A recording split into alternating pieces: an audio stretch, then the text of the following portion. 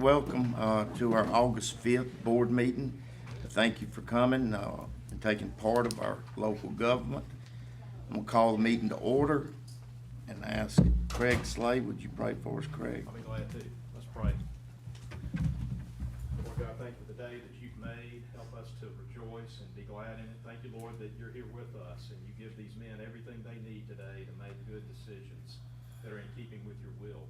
Help us, Lord, to always keep our focus on what is in the best interest of every citizen of our community. Thank you, Lord, for being so good to us and blessing us abundantly, providing for us all the resources that we need, giving us men and women who protect us. Thank you for what they do each and every day.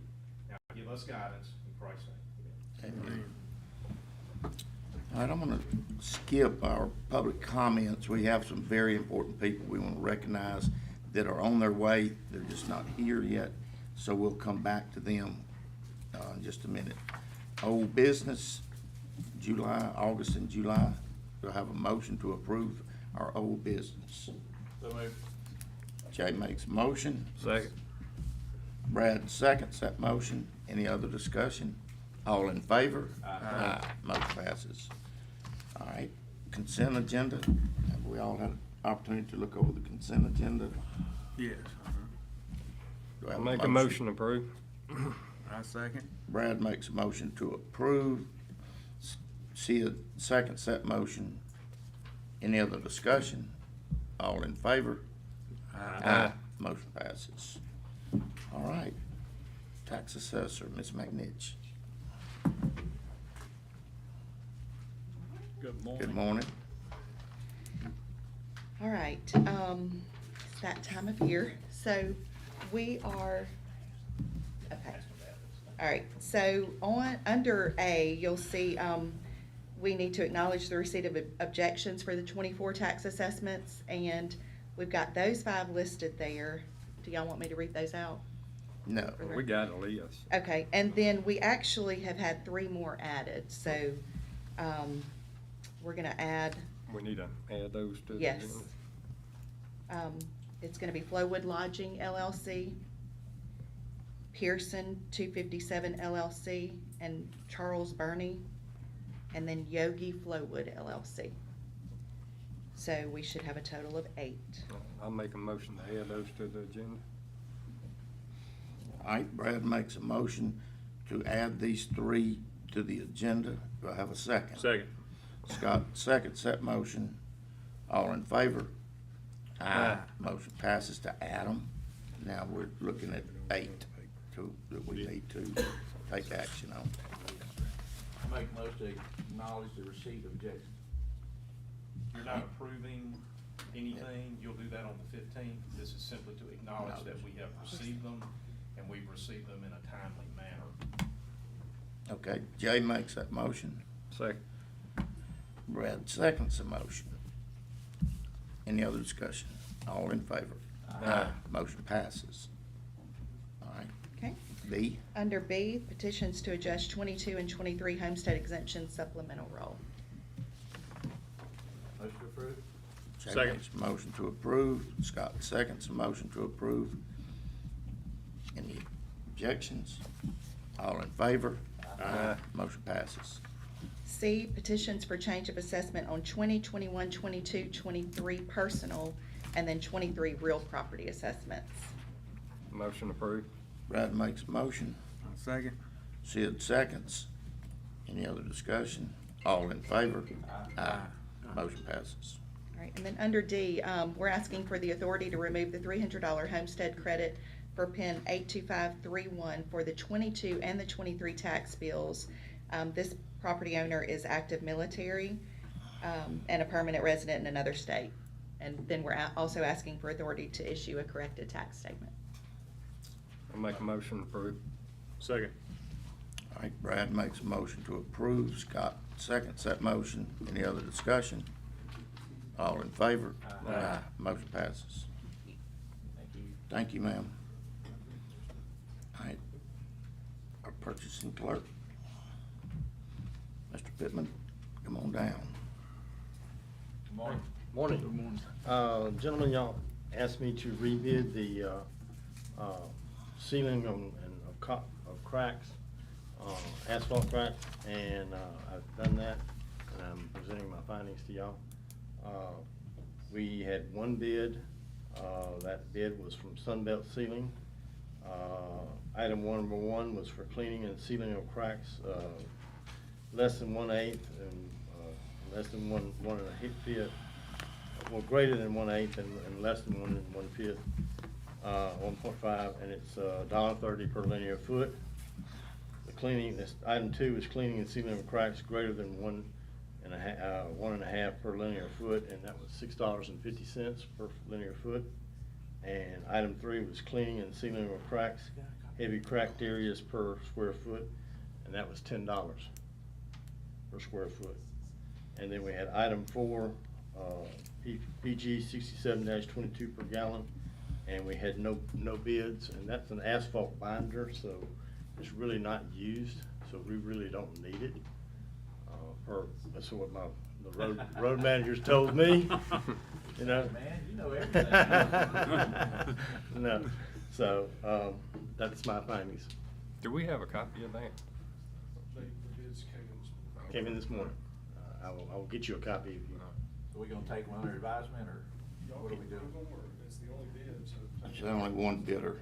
You only had Why one did- bidder. Refresh my memory, why did we rebid? Because nobody bid it the first time. This is the contractor we've been using now. Okay. Yeah, it's the contractor we've been using. So our recommendation is to go ahead and approve. All right, do I have a motion? I'll make a motion to approve. Brad makes a motion to approve. I second. Jay second the motion to approve. Any other discussion? All in favor? Aye. Motion approved. All right, now, he only had one thing here. Mike Harrison. Good morning. Good morning. We got road accomplished and scheduled for, August, July and August. Motion to approve. Second. Jay makes a motion to approve. Scott seconds that motion. Any other discussion? All in favor? Aye. Motion passes. I got B, C, and D, Mr. President, which is all Comcast utility permits. Two of them's in District 2, one's in District 4, and one's in District 3. Motion to approve. All right. Jay- Second. Jay makes a motion to approve. Scott seconds that motion. Any other discussion? All in favor? Aye. Motion passes. Thank you, sir.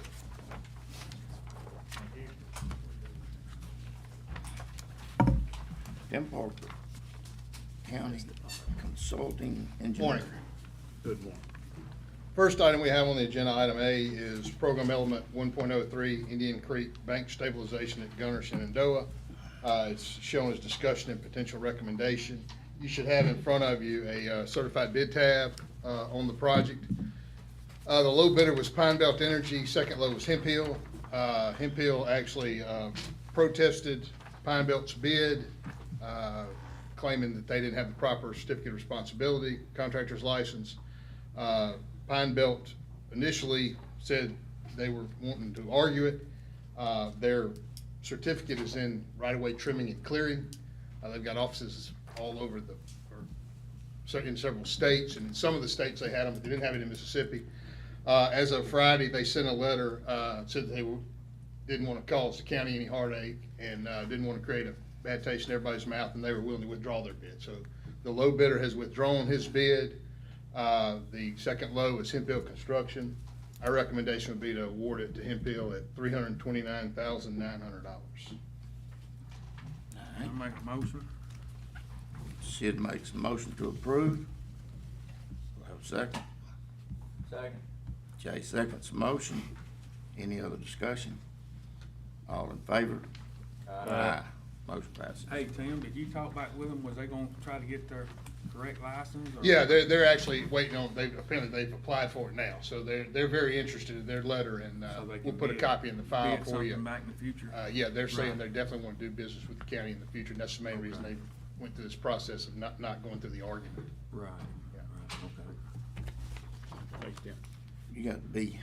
Item B, Mr. President, is on the old Fannin Road overlay project. You can see the SDP and LPA numbers there.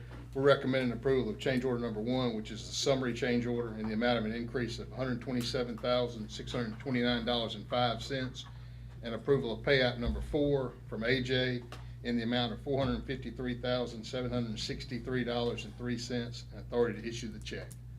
That's basically the final pay request. It's not shown as the final pay request because the MDOT process, when you get to the final pay request, takes a good bit of time. So MDOT recommends you do a catch-all at the end to pay everything, but don't call it the final. So that pretty much wraps it up, and then we'll have one more pay request, which may be for pennies, if anything. So we're recommending approval of those. Okay? Motion approved. Jay makes a Second. motion to approve. Scott seconds that motion. Any other discussion? All in favor? Aye. Motion passes. I have one item, Mr. President, if it's the pleasure of the board, that we might want to consider adding to the agenda. This is on the Eastmark Drive property. I don't know that we've officially done this. We would recommend authority for the county administrator to sign the rezoning conditional use app and the board president to sign the stormwater permit. So get those submitted. Motion approved, or to add. Second. Jay makes a motion to add that to the agenda, and Brad second that motion.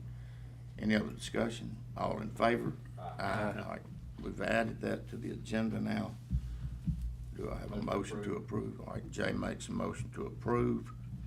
Second. Brad seconds that motion. Any other discussion? All in favor? Aye. Thank you, Tim. Passes. You worked hard this week, thank you, Tim. All right, I'm gonna go,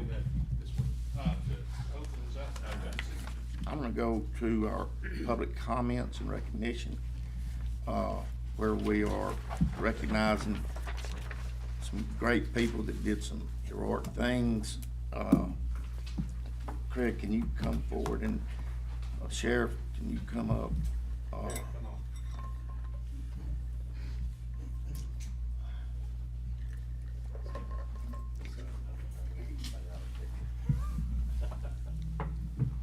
Gentlemen, we always appreciate the opportunity to recognize our first responders, our law enforcement, whenever they do something good. And the sheriff has been adamant that when we have law enforcement that acts in a heroic and life-saving way, we're gonna recognize those guys and those ladies, and we're gonna do that officially in a board meeting. And we've got some hardware that goes along with that. It's very well-designed metal that is a life-saving metal that the sheriff has helped us be able to institute. And I just appreciate what the sheriff does. I'm gonna read this commendation, and we're gonna recognize these two law enforcement officers for their life-saving and heroic actions. Whereas the Rankin County Board of Supervisors has consistently recognized our county's law enforcement under the direction of Sheriff Brian Bailey as a vital component of what makes Rankin County a desirable and safe place to live and raise a family. Whereas the Rankin County Sheriff's Department has been a consistent partner with the Rankin County Board of Supervisors in serving and protecting the citizens of Rankin County. Whereas in recognizing the importance of Sheriff Bailey and the other leaders of the Sheriff's Department, the men and women who form the department, the Board of Supervisors also recognizes extraordinary and heroic acts of individual officers. Among them, Deputies John Johnson and Lee Sanders, whose training, quick thinking, extraordinary bravery, and selfless devotion to the safety of all citizens resulted in the saving of a life. Officers Johnson and Sanders, I'd like for you to come forward, please, and join the sheriff. Family members, if you'll come forward as well, if you're willing, come on. And friends, other supporters, y'all come forward. Thank you, sir. Thank you, sir. Absolutely. Let me tell you what these guys did. On July the 1st of 2024, Deputies John Johnson and Lee Sanders, while on patrol, observed a tractor trailer that left the traveled road surface on I-20 at marker 62. The tractor trailer crashed into the wood line along the interstate right-of-way. The deputies noticed that the tractor trailer had caught fire after impact.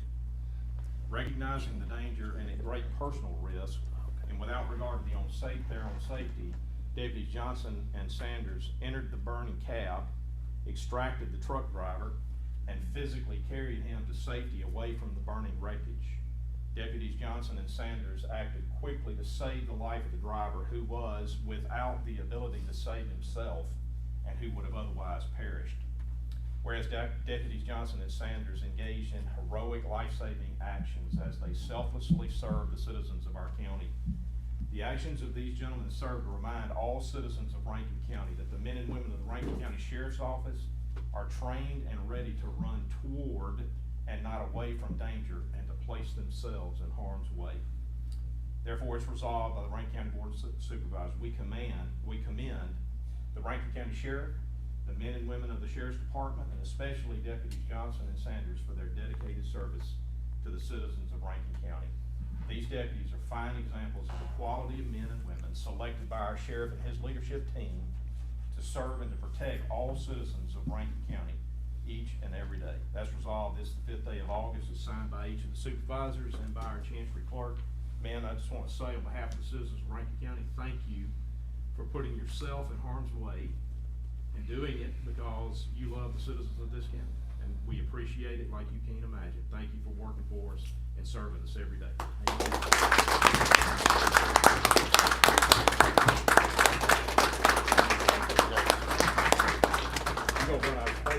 Hey, if y'all would scoot this way, we might Hold that up. see it in the picture with you. Sheriff, get in there. Come on, y'all. I'd just like to say, God, time is perfect. These guys are right down the road whenever the call came in, and again, they didn't hesitate. They ran straight up to the smoking 18-wheeler, and the driver was seriously injured. There's no way he could have gotten out of there before that thing caught on fire. And if you watch the video, not too long after they removed him away from the 18-wheeler, it burst into flames. There's no way he could have survived it. And this is the true heart spirit of the Rankin County Sheriff's Office, these two men right here. And I thank you from the bottom of my heart. Amen. Thank y'all. Thank you.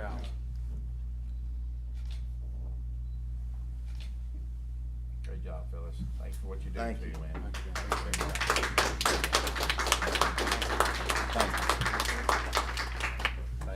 See you service. again this morning. Yeah, well, it's John second.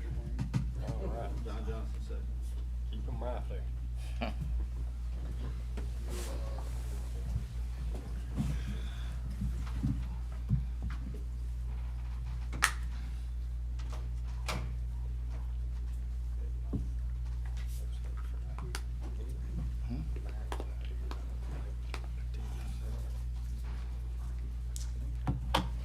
All right, while we're on our public comments and recognition, I have Jared Runnels.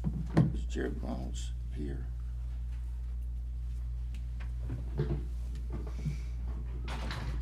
Jared Runnels, 225 Wildcat Creek Road. I don't think they're here. Okay, if they're not here, we're gonna move on. All right, now we go back over to Craig Slade. Craig Slay. What about Emily? Emily's not here. You're not, she's not here. Let me make sure. I have Emily, and I drew a line through it. Yeah, she didn't come tonight. I was told she's not here, but I'm gonna make sure. Okay. Thought we were gonna get to invoke one of the provisions of our Board of Supervisors meeting, how we conduct our meetings. Y'all remember y'all adopted a decorum policy? And so I think the young lady that was listed on there, Steve, was actually an out-of-county person, not a county resident. So I was gonna invoke the rule that we hear from our county residents before anybody else. So Yeah. I didn't get an opportunity to invoke that yet, but it's sitting out there just in case. Under my section, gentlemen, we need to set a public hearing for August the 15th for John Adams. This is on the Fannin Community Center conditional use permit. This is District 2. I need a motion to set that hearing. So moved. All right, Scott makes a motion. Second. Brad seconds that motion. Any other discussion? All in favor? Aye. Motion passes. Item B, gentlemen, is authority of the tax collector to receive payment for ad valorem taxes associated with Rankin County Tax Parcel F2-2140. This is a 16th section parcel. And to issue the receipt for that. Authority of the board attorney to pursue collection of the back taxes that are owed on that same parcel for tax years 19 through 21 that remain due and payable prior to the lessee. just need a motion to authorize all of that. Make a motion. Sid makes a motion. Second. Jay seconds the motion. Any other discussion? All in favor? Aye. Motion passes. Item C, gentlemen, is authority to void the 2022 tax sale and refund the tax sale purchaser for PPIN 1179, reissue the tax bill at the base amount. This was due to an oversight or an error where an online tax payment system allowed the payment to be applied to the wrong property, same name, just the wrong parcel. And so we're going to go back and clean up that confusion over the taxpayer name, and hopefully we won't have that issue pop up again. So I just need a motion to authorize that item. Scott makes a motion. Second. Brad seconds the motion. Any other discussion? All in favor? Aye. Motion passes.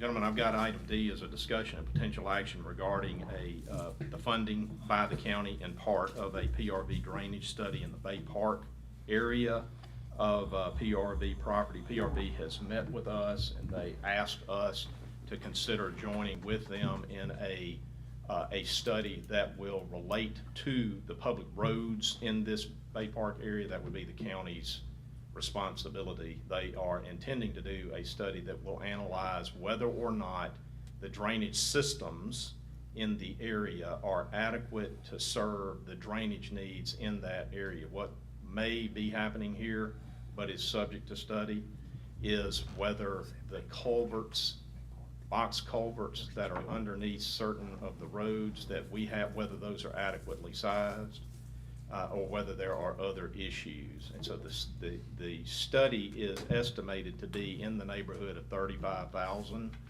The county would be asked to participate at the rate of 50%.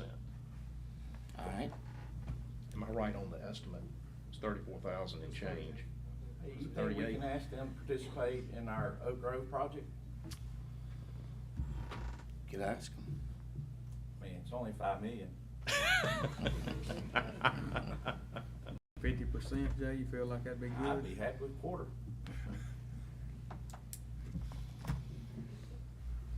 Do they have any federal funding, Jay, that's covering that? I'm not sure.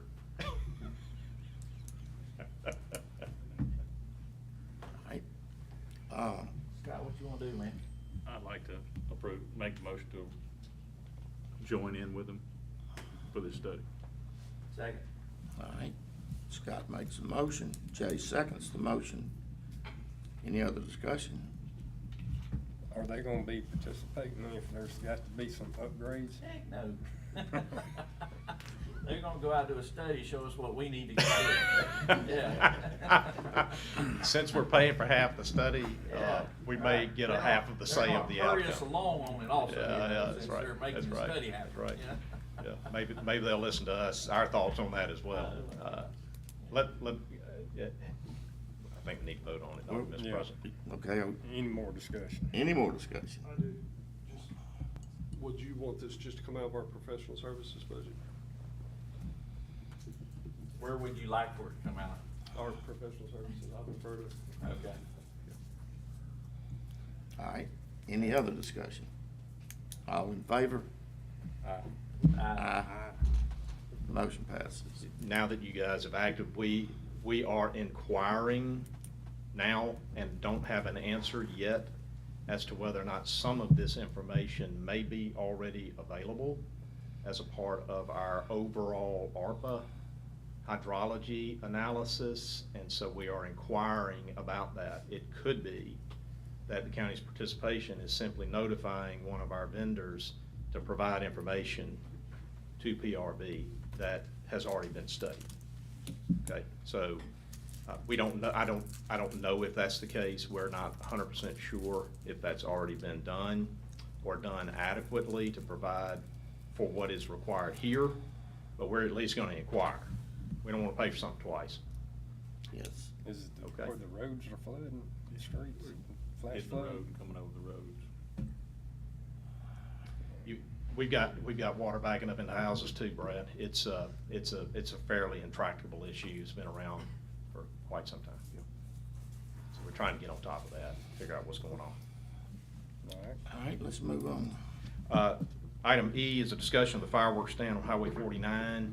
Gentlemen, this goes back, just quickly recall, a couple meetings back, we looked at the new fireworks stand on Highway 49. We have not yet issued a certificate of occupancy on that. We had to stop the process because at some point, and by the way, I think we're gonna revisit this on the 15th, so this is really just discussion today. I just kind of getting you guys caught up to speed.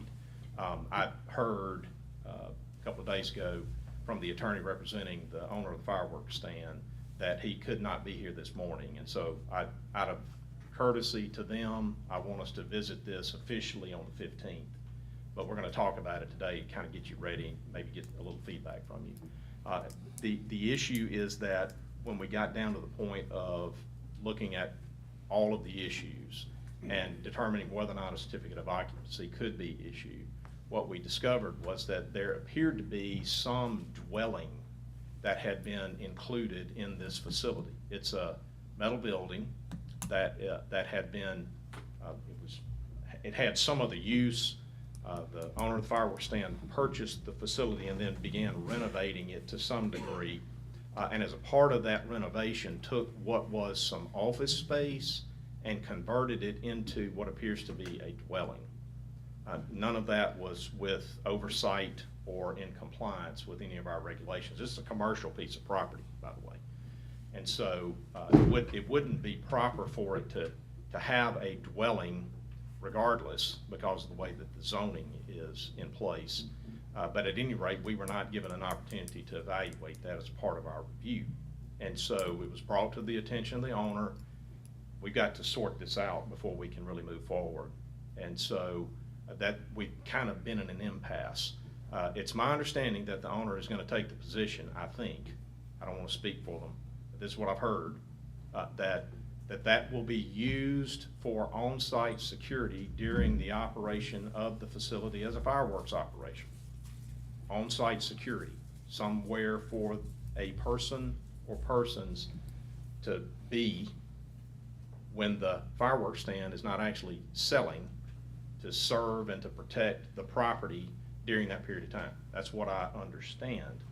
But it appears that there was an occupancy of that area and some dwelling going on when there wasn't a fireworks operation there. So we called a halt to it and said, we gotta figure something out here. It's not appropriate for a dwelling to be located in a facility that has a whole bunch of gunpowder stored, right? And us not know who's in there, what are they doing, are the children in here, what's going on?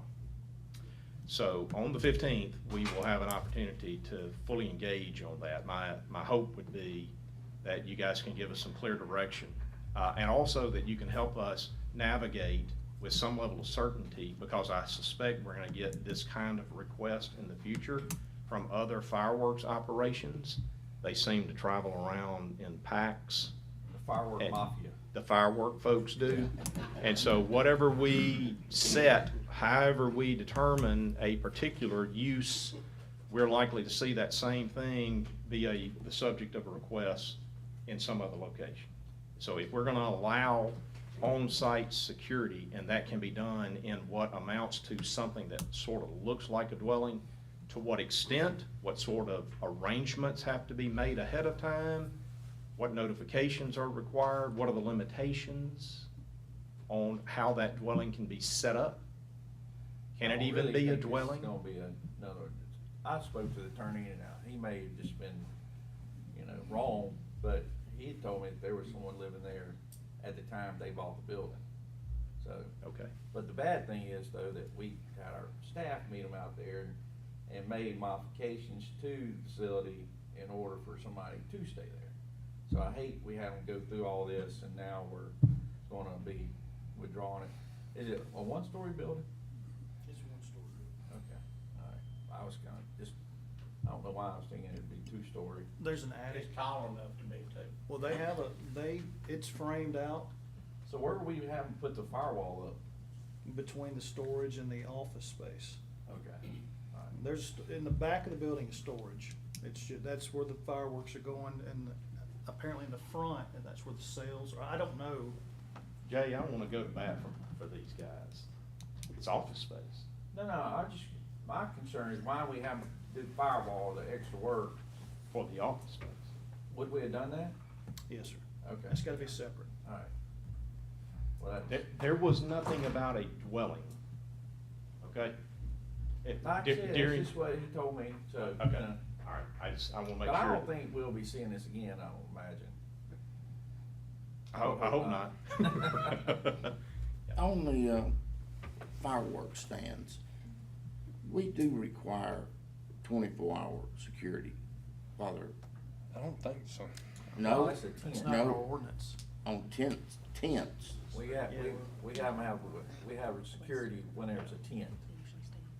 So But it's a- anytime there's fireworks there, they gotta have 24-hour security, which means they gotta have a camper or some way for somebody to be there at all Yeah. times. The requirement is that the location be secured. So a tent, how do you secure a tent? Well, their choice is to provide on-site security. But in a metal building, it don't have to have, that you can lock it up, you don't have to have somebody stay there. Or it's not That- required, you know, to have The some. two or three others we have, maybe 4 now. Heck, I don't know, there's several. They're all Right. metal buildings. Yeah. The issue was somewhat resolved, in my opinion, at the last meeting, where you Right. clarified that in a C3 zone, which this is, that you will allow the staging of recreational vehicles. Do you remember this? You will allow the staging of recreational vehicles, even though they're not being offered for sale. You clarified that. And so now there is not a reason why on-site security at this location can't be handled through one of the RVs that is being staged there. Well, So we know that- we'll need that. That should be the question that is raised. For what purpose do we need a dwelling inside the building in light of the fact that you've got RVs staged there? And you can provide housing for on-site security in the RV There, for a there is temporary one period of now. time? There is Yes, sir. an RV there. Yeah, it's probably about 15 or 20 of them, Yes, sir. for the record. He'll have his choice. But I believe that's why the campers were there, was just Well, they're stay just in the for- camper for Right. security. Well, them campers, I think people was paying storage fees, you know, on the campers, cause there's probably 15 or so, 20, I went by there, you know, they're just, you know, storage lot for them. You know, nobody's living there. Right. You know, This they're gentleman hooked has up. multiple locations around the state, and so it was our impression that he would bring the RVs that he uses for this purpose at multiple locations around the state. He brings them and stages them right there, okay? One spot. Yeah. So he's got plenty of on-site dwellings, right? But I'm being euphemistic. We don't allow permanent dwelling in an RV, but we would allow, I think the board would take the position that for purposes of on-site security during the fireworks sale period, which runs about 2 weeks, that we can allow on-site security to, quote, dwell in the RV and not in the building. But we need to wrap that up and make sure that this board understands and can communicate clearly to the owner what is acceptable as it relates to occupying a part of this commercial facility as a dwelling, as opposed to office space. And do we have an adequate firewall now? We may need to ramp up our security. You know, firework mafia will be on us. So anyway, that's what we're gonna talk about on the 15th. Sam, if you'll make sure that we get that same thing right there. Let's do discussion and potential action of the fireworks stand on 49 on the 15th. Am I right? It is on the 15th, right? Okay. Gentlemen, may I impose and ask that you consider 3 items to add under my section? And I apologize, some things are happening really fast.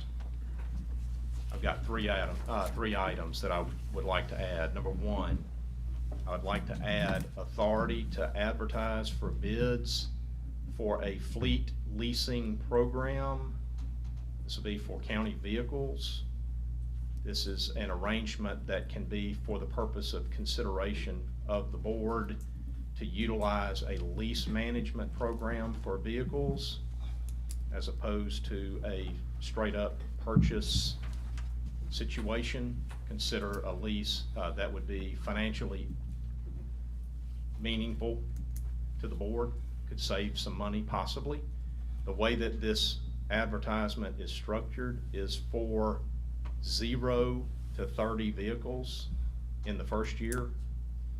0 to 30, you're not obligated to do anything. It will just be for the purpose of securing bids so that we can evaluate what is in fact the financial arrangement and is that beneficial to the county. Okay? So we need to set that up as a bid program. As the state auditor requires that this be done through our bid law, even though it really has the trappings and looks like a service. Okay? So I would need to add that. The second item to add is a request that you guys allow us to advertise for disaster debris monitoring services. This is to go along with your disaster debris removal and disposal that you've already heard about. This is the monitoring piece. We would like to advertise for proposals for disaster debris monitoring. And the third and final item under my section, I think it's final, is to add the adoption of a resolution of intent to approve the TIF plan for the Brandon Heights development and to publish notice of a public hearing that will be set for October the 7th at 9 a.m.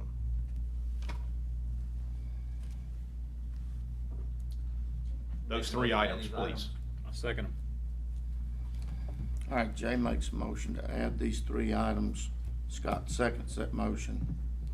Any other discussion? All in favor? Aye.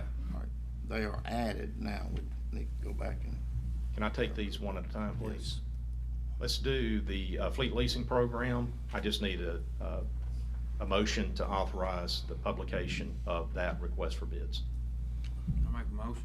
Sid makes a motion. Second. Brad seconds the motion. Any other discussion? All in favor? Aye. Motion passes. Second item is to request authority to publish notice of the request for proposal for disaster debris monitoring services. Motion approved. Second. Brad makes a motion to approve. Scott seconds the motion. Can you tell me what the monitoring of debris is? Yes, sir. That literally, Steve, is a process by which a third party, a neutral third party, literally watches, oversees the acquisition, the pickup of debris, disaster debris during a defined period of time, and watches the loading of that debris into trucks and the transporting of that debris to what's called staged areas, and they make sure that they account for all of that debris, and account for all of it that's being removed and disposed of. They will track it all the way to the disposal site. And they keep up with all of that primarily through technology, but it's a neutral third party that's watching it. Why would we need that? That's the next question, right? So there's pieces to this. Everything that we're talking about here is in a declared disaster situation, okay? So either the governor or the President of the United States has declared a disaster, and in that event, we're going to qualify for federal reimbursement of the cost to deal with the debris. FEMA will reimburse for that, but we have to have an acquired disposal and removal contract. Has to be done by way of compliant with federal acquisition rules, and we have to have a monitor in place who monitors it. And if you don't have both of those, you are liable to not get reimbursed for what you're having to spend the money on to clean up from your disaster. Now, it's the pine trees that are the dead trees on the side of county right of ways, is that something? We are not in a current declared disaster situation on that. Didn't the county declare that? That's local. It ain't gonna work. FEMA's not interested in what you guys have declared as an emergency, okay? But FEMA will get interested if the governor declares an emergency, if we have a tornado outbreak, if we have a hurricane comes up right up the chute. In both of those situations, Brad, I would suggest that for the period of time of the defined emergency, which is typically the first 70 hours following the declaration, for about a period of 70 hours, you've got an open door of opportunity to go handle getting the majority of the debris. So you better have a third party that's ready to engage and mobilize all of the workers and equipment and everything else. You're gonna have that. Are we prepared to move forward on that with a recommendation, probably on the 15th? So on the 15th, you'll be asked to consider proposals that have already been delivered and evaluated for removal and disposal. So you're gonna probably engage, I would think you're gonna engage a vendor on the 15th, and we'll have a process in place then. If we have any emergency that's in place, it doesn't cost you anything to have a contract. If we get a disaster declared, you'll be in a position to pick up the phone and say, get here, get your people here, get your equipment here, get ready. So everything that they do to deal with the debris is subject to being reimbursed by FEMA. But you gotta have federal acquisition. You can't just choose whoever you wanna choose. You gotta show the government the federal government that you have acquired them in accordance with federal acquisition rules. Same thing on monitoring. But if you don't have a monitor, FEMA doesn't really want to deal with you. We're going to be looking for a monitor who has the capacity through technology to provide us essentially real-time data as it's happening. That's what I would like to see. Do we expect that we'll have people from our area that will qualify as a monitor? We do. We expect there to be some pretty good activity on this particular request. I expect it to be competitive. There are a number in our area that can handle this, and my suspicion is that we'll hear from several, maybe as many as 4 or 5. Yeah, we got good response on our removal and disposal, but that's a whole different animal. Yeah. That's big time. You got to have Technology. hundreds of millions of dollars in financial capacity and that type of thing, and so it strips away folks that can really compete in that area. So I think we've got a good recommendation coming your way on the 15th on the disposal and removal piece. All right. All right. I believe we had Sid made the motion, Brad seconded the motion. All right, now, all in favor? Aye. Any opposed? Motion passes. All right, we got the third. Yes, sir. That last item was adoption of a resolution of intent. The attorney for the hotel provided the documentation that we need. I've reviewed that documentation. It appears to be in order. What we're trying to do here is just to set it, go ahead and get it set so we have a date out there that we can count on and know that we'll be in a position to act. You will not be required to approve anything on October the 7th unless you're prepared to approve it. But that'll be your first opportunity to approve it, will be on October the 7th. My hope will be that a lot of any unanswered questions that you guys may have that are pending your approval, those unanswered questions will have been answered by October the 7th, right? And then you'll be in a position at that point, unless somebody shows up at the hearing and objects and you guys want to stall for whatever reason, we never have on one of these, but if that were to happen, we would possibly not take action. But if everything that could be a question mark in your minds about what needs to happen before you act on this, if that has been done, I don't know of any impediment to October the 7th that you can go ahead and act to approve that particular TIF plan. All right, I'll make a motion to approve. Second. All right, Brad made a motion to approve, Scott seconds that motion. Any other discussion? All in favor? Aye. Any opposed? Motion passes. Gentlemen, we'll have executive session, and I have invited the folks who need to be in that to come on. I don't see them in the boardroom yet, but I asked them to come on. They're here. Oh.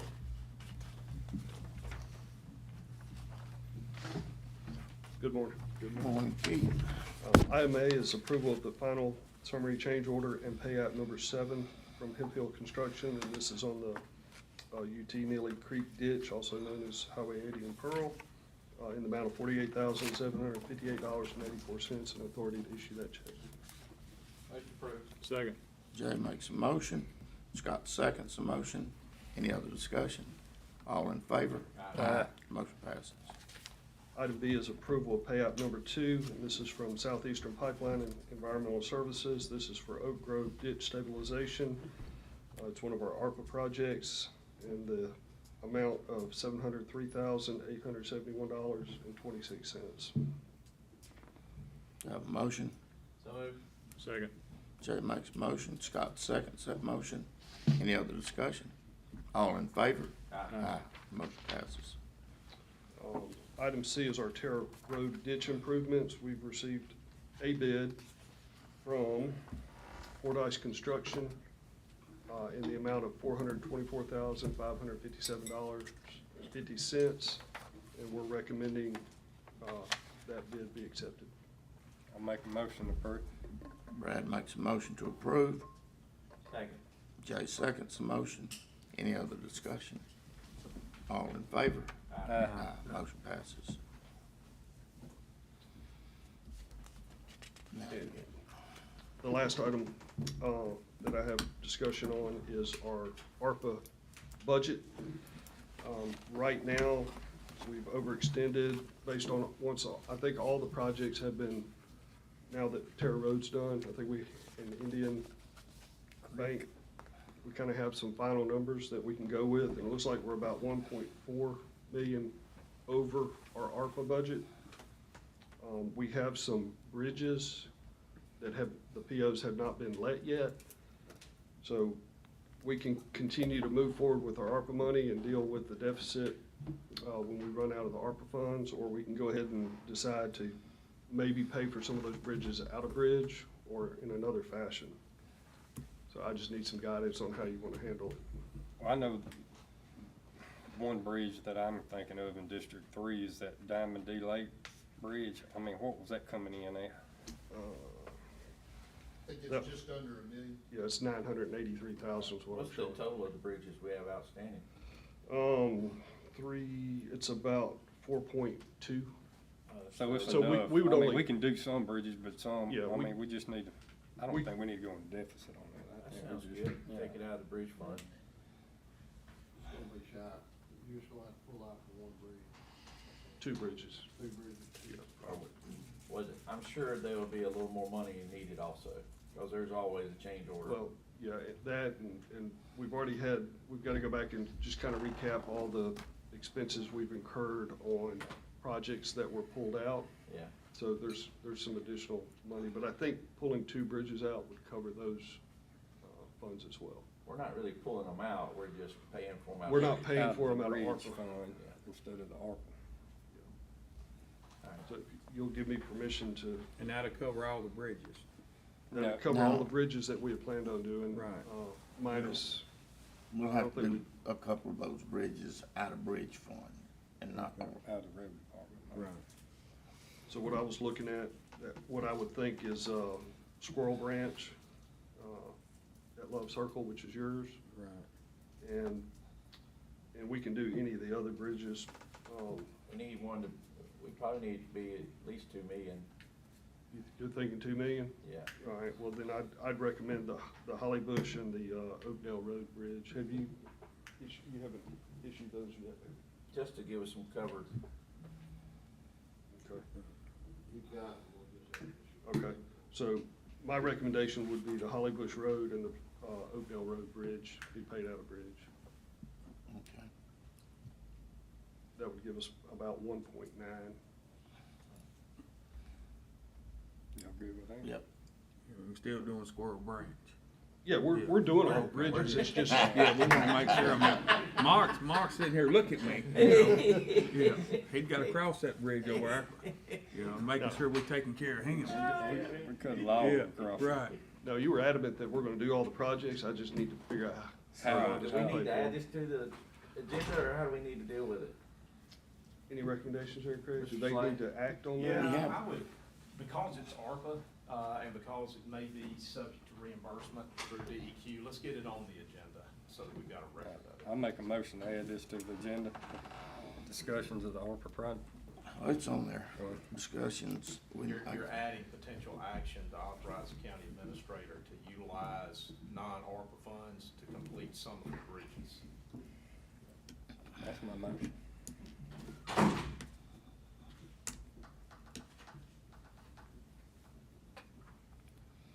I'll second. All right, And that would be to do the Holly Bush Road Bridge and the Plummer Slough at Oakdale Road Bridge and pay for those out of, the bridge fund.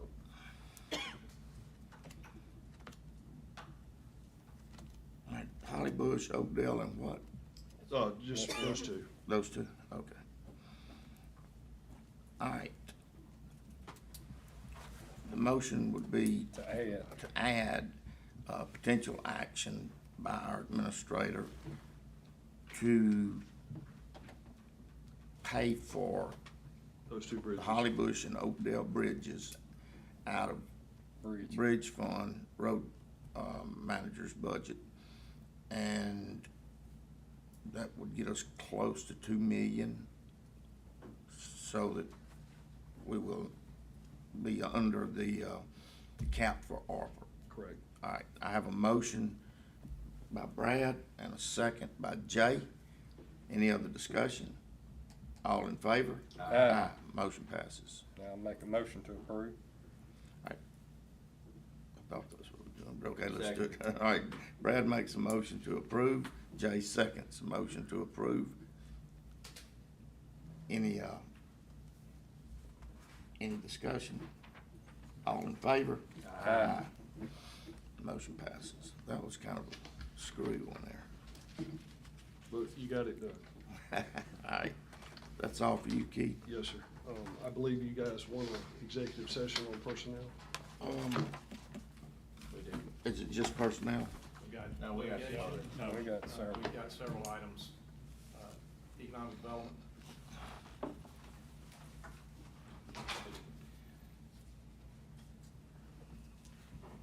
Anything else? I make a motion, discuss the need for executive session. All right. Second.